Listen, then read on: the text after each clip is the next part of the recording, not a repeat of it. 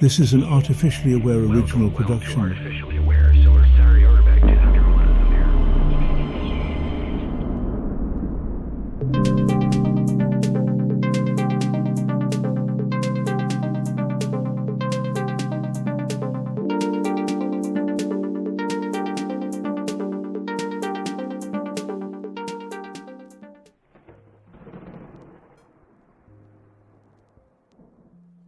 What if I told you that every mundane interaction, buying a car, settling a dispute, haggling for a better deal, wasn't just a test of wills, but a clash of emotions sculpted by ancient survival instincts?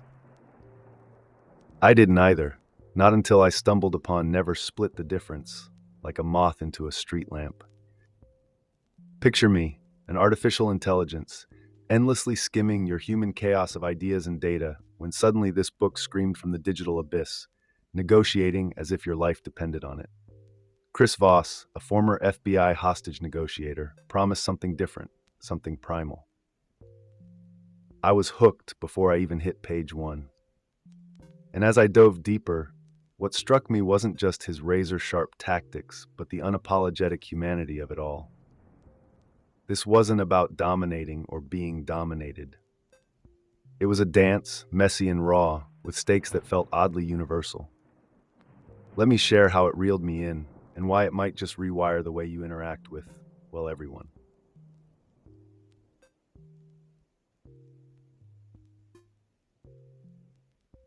Chris Voss isn't just any negotiator. He's a human lie detector, a chaos navigator, and, let's not sugarcoat it, a world-class manipulator in the best possible way.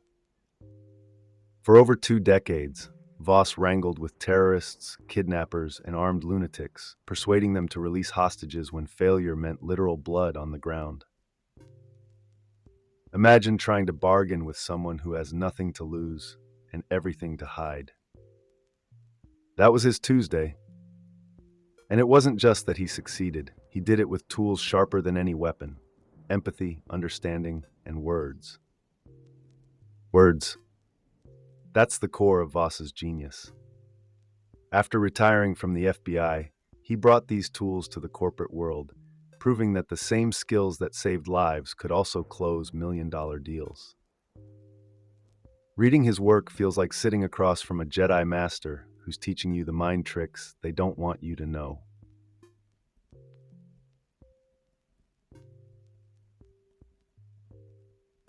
Here's the mind blower.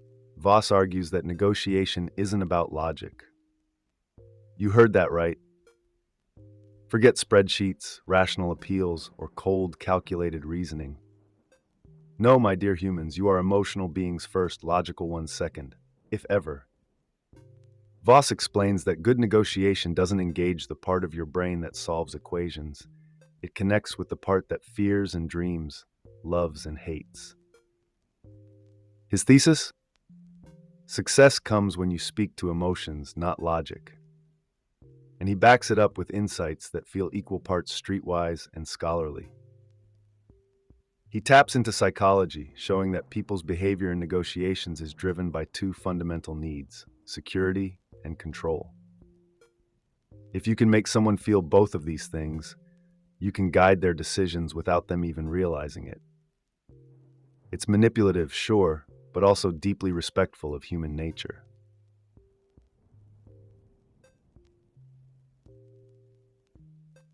To drive home the emotional underpinnings of negotiation, Voss leans on a metaphor borrowed from Jonathan Haidt's The Happiness Hypothesis: the elephant and the rider.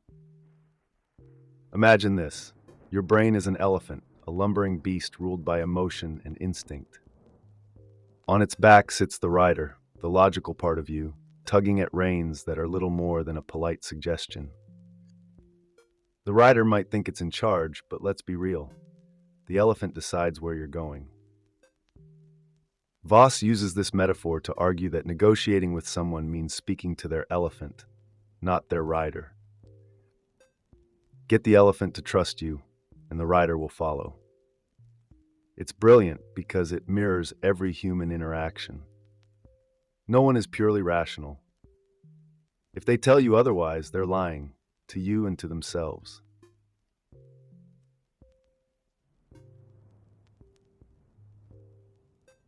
At the heart of Voss's philosophy is something he calls calculated empathy.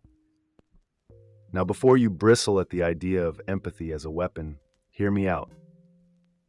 Calculated empathy isn't fake, it's precise. It's about stepping into someone else's emotional universe, not to exploit, but to understand. You're not playing a part, you're building a bridge. Voss lays out 5 tactics for this, and they're pure dynamite. Active listening makes someone feel seen and heard. Using the right tone soothes their guard. Reflecting their words back to them creates a rhythm of connection. Labeling their emotions, you seem frustrated, for example, names the chaos they might not even understand themselves. And then there's the accusation audit, a bold move where you list every bad thing they could possibly think about you up front. You probably think I'm wasting your time and trying to cheat you. Paradoxically, this disarms them, opening the door to real dialogue. Calculated empathy, Voss says, is how you get someone to trust you enough to let their guard down. And in that vulnerability lies the secret to getting what you want.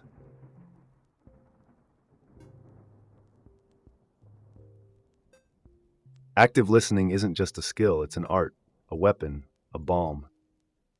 Chris Voss elevates it to near mystical status, calling it the gateway to understanding and connection. But here's the twist. Active listening isn't about waiting for your turn to speak or nodding mechanically. It's about plunging into the current of someone else's mind and staying there, unflinching, as they pour their thoughts out. Voss advocates listening not just for words, but for the silences, the hesitations, the little inconsistencies that betray what's really going on beneath the surface. When someone feels genuinely heard, something magical happens. They open up, they soften, they trust. And trust, as you'll soon discover, is the currency of negotiation. It's the ultimate paradox. By quieting your own agenda and tuning into theirs, you actually gain the upper hand.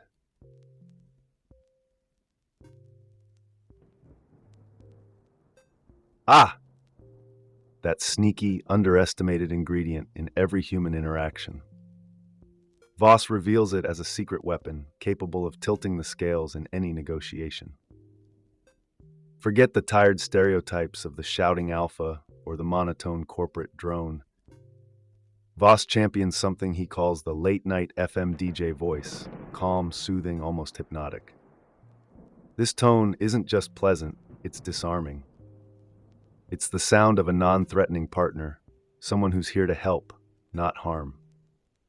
On the flip side, he warns that a poorly chosen tone can be disastrous. The wrong inflection can turn even the most innocent phrase into a confrontation. Think of how easily sarcasm can spark resentment, or how a rushed delivery can come off as insincere. When wielded with precision, your voice doesn't just convey words, it builds bridges, diffuses bombs, and plants seeds of trust.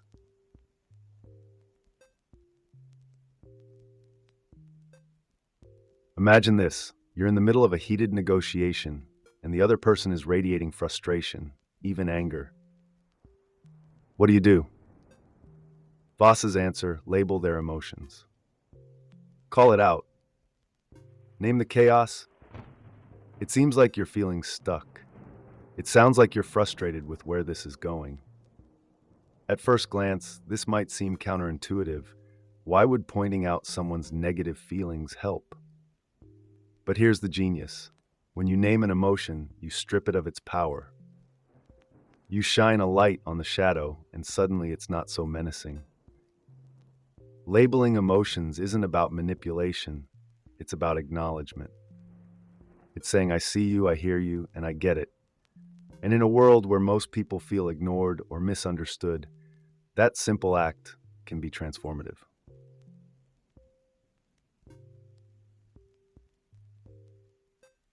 Rejection is your friend. Let that sink in. Voss argues that no is the most liberating word in the English language. It's not the end of the conversation, it's the beginning of clarity. When someone says no, they're not slamming the door shut. They're carving out their boundaries, defining their comfort zone. And guess what? That's exactly what you need to know to move forward. Think of no as the ultimate reset button. It puts the other person in control, which ironically makes them more open to your suggestions. Voss flips the script on conventional wisdom, showing that the real danger isn't rejection, it's the false yes. The yes that's given to appease, to end the conversation, but ultimately leads nowhere. A no is honest, actionable, and brimming with potential. Embrace it.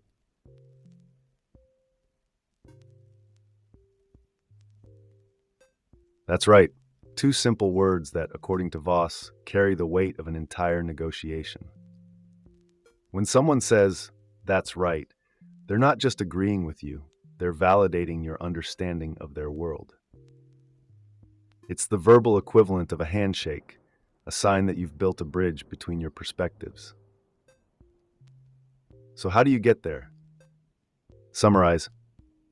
Reflect their story back to them in your own words, showing that you truly grasp their point of view. Voss describes it as the moment when your counterpart feels fully seen and heard, when they're ready to align with you because they believe you get it. This isn't about tricking anyone, it's about earning genuine affirmation. And once you've got it, you're no longer negotiating, you're collaborating.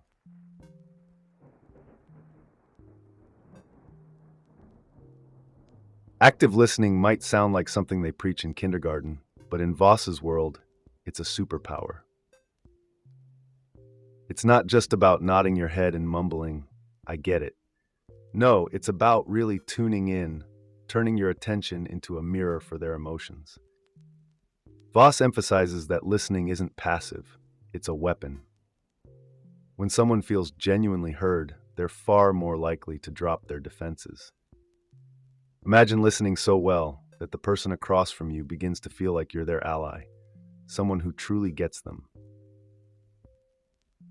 You slow down your speech, you reflect their words, and you make subtle gestures to reinforce that you're engaged. It's hypnotic. And it's not just the big negotiations that benefit. Try this the next time someone rants about their day and watch their walls crumble.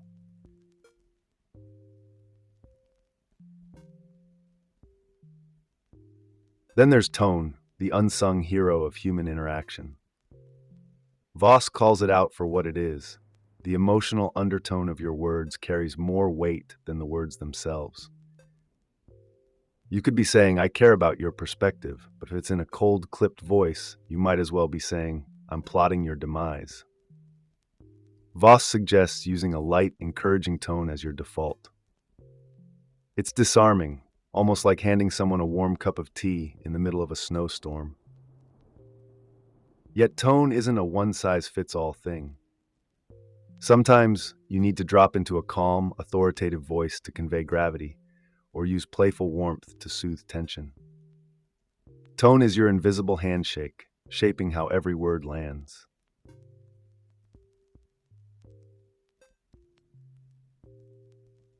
Labeling emotions is like holding a flashlight in a dark cave. When you name what someone else is feeling, you do something profound. You bring the abstract into the concrete. Voss doesn't just suggest this as a nice gesture, he insists on it as a cornerstone of calculated empathy.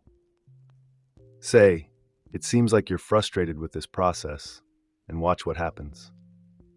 More often than not, the person will not only confirm it, but elaborate, giving you a roadmap to their emotional terrain. It's not about solving their feelings, it's about recognizing them. And here's the kicker, this works even if you're wrong. Mislabeling emotions still sparks a correction, which gives you even more insight. It's like being handed a key to someone else's psyche.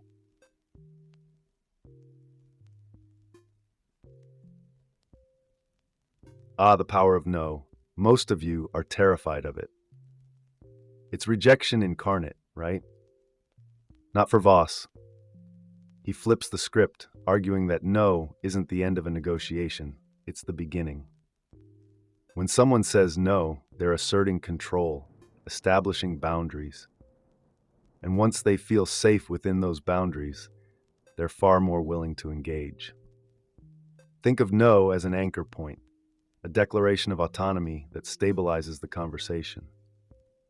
Voss even suggests provoking it deliberately by asking questions designed to elicit a no. For instance, would you be opposed to a different approach? The beauty is that no clears the air. It lets you move past the posturing and into real dialogue. It's not rejection, it's liberation.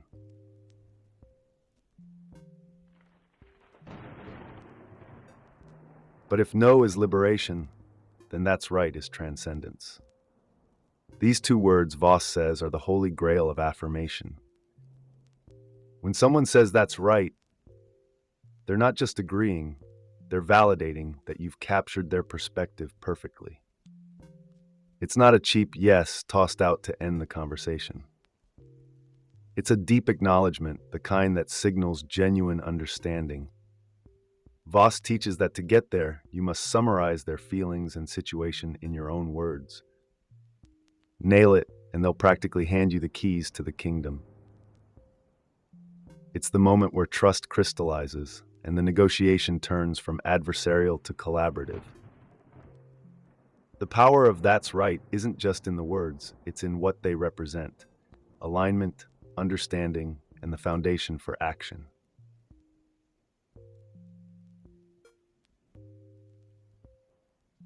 Deadlines, the invisible bullies of negotiation. Voss calls them out for what they really are, arbitrary constructs designed to pressure you into compliance. Act now or the deal's off. How many times have you heard that bluff? Voss teaches that deadlines are rarely as rigid as they seem. The trick is to resist the panic they provoke and let the pressure boomerang back onto your counterpart. Time becomes your ally when you refuse to cave. Negotiations aren't about rushing to meet a ticking clock. They're about holding your ground and making time work for you.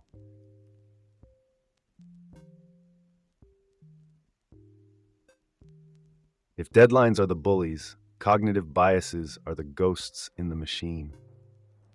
Voss breaks them down, showing how they shape decisions without us even realizing it. The framing effect? It's why 99% fat-free sounds better than 1% fat. Loss aversion? That's why people fear losing $10 more than they enjoy gaining $10. Understanding these biases isn't just helpful, it's essential. Frame your offer as preventing a loss and watch how quickly they lean in. Highlight scarcity, and suddenly your deal becomes irresistible. Mastering these biases isn't manipulation. It's learning to play the game with the rules already embedded in your counterpart's mind.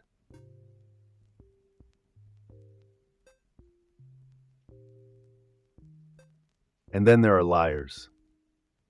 Spotting them is like finding a needle in a haystack, unless you know what to look for. Voss warns that liars tend to over-explain, using convoluted sentences to distract from their dishonesty. They'll lean on third-person pronouns like they or we, avoiding I to distance themselves from their deceit. But here's the kicker. Not all deflection is dishonesty. A CEO dodging specifics might just be strategic. The real art is in the details. Watch for verbal slips, tonal inconsistencies, and body language cues. Lies unravel when you know how to pull the thread.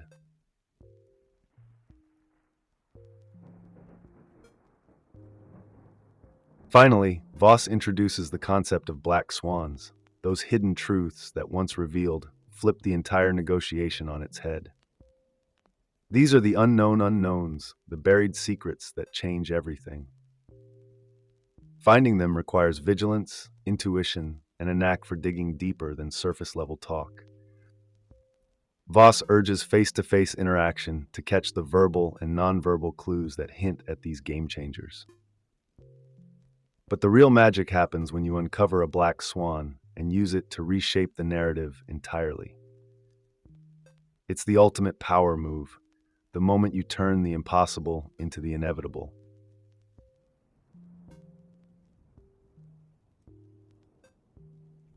Negotiation at its core isn't about deals, it's about people. Voss's strategies, while razor sharp, boil down to a simple truth: connection is king.